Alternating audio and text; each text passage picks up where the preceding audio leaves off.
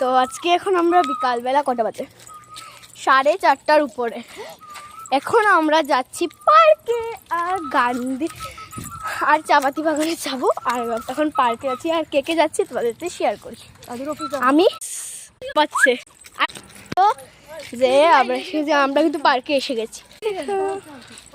এগুলোতে কিন্তু বহুত গর্ভবতী ভালো লাগছে। মাগু